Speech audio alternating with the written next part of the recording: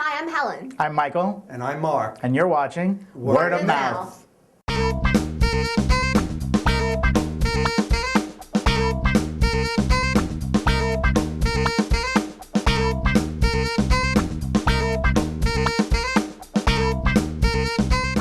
I think there's always good to be found in the product of another man's mind, even if that man is, by all objective standards, a complete fool. So you see, I would like a play, however terrible it was. Today we saw Matthew Broderick in The Philanthropist. So Matthew Broderick plays Philip, who's like the main character, and so he is this philologist, I think, who basically he studies words. He's like obsessed with words and making anagrams and dissecting everything. And He's the kind of character we've all run into at some point in our lives. He's an individual who goes out of his way throughout life, walking on eggshells, so as not to offend anybody else.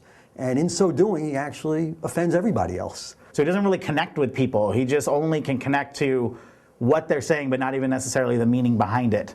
And it sort of drives all the other characters around him sort of mad. It almost sort of brings out the worst. And so his fiancée gets very upset because she feels like he doesn't understand whatever she's trying to say. And he says, but I always understand what you do say. It's set around his inner circle of friends who are very insular as far as what's going on around them. On the outside world, everything is falling apart. I mean, you've got an assassination of the Prime Minister and his entire cabinet. You've got a terrorist group that's going after authors of literature and trying to knock them off one at a time. And yet everybody seems focused on their own little world and their own little what's going on in their own little relationships.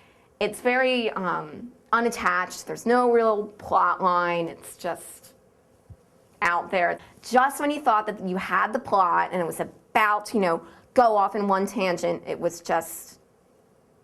switched to something else. There was some other drama. Matthew Broderick does a good job. I mean, it's a role that Matthew Broderick has played before. And he does it in a way that's very unassuming and very convincing. Matthew's character is funny just because he's just in the way that he is so literal and the way that he just can't really connect with people. He actually does deliver some of the funny lines because he's totally missing what people are saying to him because he's really just focusing on the words that they're using. So he delivers some funny lines in a very dry way. I'm a fan, and I'm thoroughly disappointed. And what happened? Why did you do this? Come on, Matthew. I walk in, and there he is, and he's doing this robot thing with this bad hair, and these little mutton chop things, and it was bad, really bad. In typical Matthew Broderick performances I've seen, there's more laugh-out-loud humor.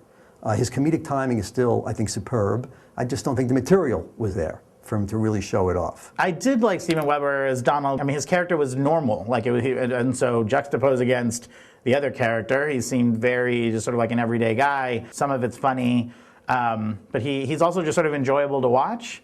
But I wasn't incredibly compelled by his character either. Jonathan Cake plays Brom, and Brom is a character who has an enormous ego, and he does it. I think he does it very well. And he's got such an ego that he's literally offended that he's not on the list of the 25 authors who were to be assassinated by this terrorist group. So I think he does a very good job and fits in well in the ensemble cast. There was one light shining in the darkness during this whole play, and that was Tate Ellington as John, who kills himself in the first 5 minutes. Believe me, I wanted to be going with him. This was bad. He was so good. They should kick everybody else out and just put him in a new play. I didn't feel incredibly compelled by the story or sort of even really bought into a lot of the characters. I mean, I really like Steven Weber, and I think he was good.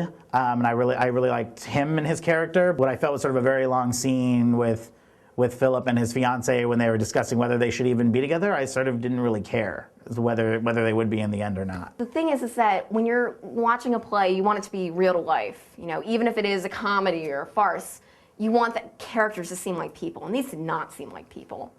I hated all of them, didn't care what the heck happened to them. They're all really unlikable characters. Maybe the problem with it is there is not a lot of action. There's not a lot of going on. There's a lot of sitting around and talking, about the relationships and about what's going on around them, but there's not a lot of action, and there's not a lot, as I said, really funny, laugh-out-loud moments. It's very English, I guess. I mean, it's just they sit and talk and smoke and drink, and I mean, even, you know, a character having an affair in the middle of the show, it's sort of so flat and bland. I mean, it just doesn't really add anything to it. Basically, take the boring teacher who you had and you like could not stand their classes and then make a play about them. Like, oh my God. There are times when they hit the mark, but more often than not, it's just the material didn't do much for me. And a little disappointing, because in a Matthew Broderick play, and I'm a big Matthew Broderick fan, I really was looking forward to seeing something that was more of a comedy as it's billed. I don't think that I would necessarily recommend this show to my friends to go see. I feel like it just seems a lot older, and I don't know if folks my age would really enjoy it. No, don't go see this. Like, go home and watch Ferris Bueller if you want to see Matthew Broderick. Don't go see this. Just bad. Really bad. No. It is a show that I don't think you'll be terribly disappointed going to see, but certainly there are other things that I think are more entertaining, both comedy-wise and dramas, and I think this is kind of tearing at the bit to try to decide whether it is a comedy or a drama, and I just think there are other things out there that are more appealing. God, you're completely impossible! I'm sorry, I suppose I am rather indecisive. My trouble is I'm a man of no convictions. At least I think I am.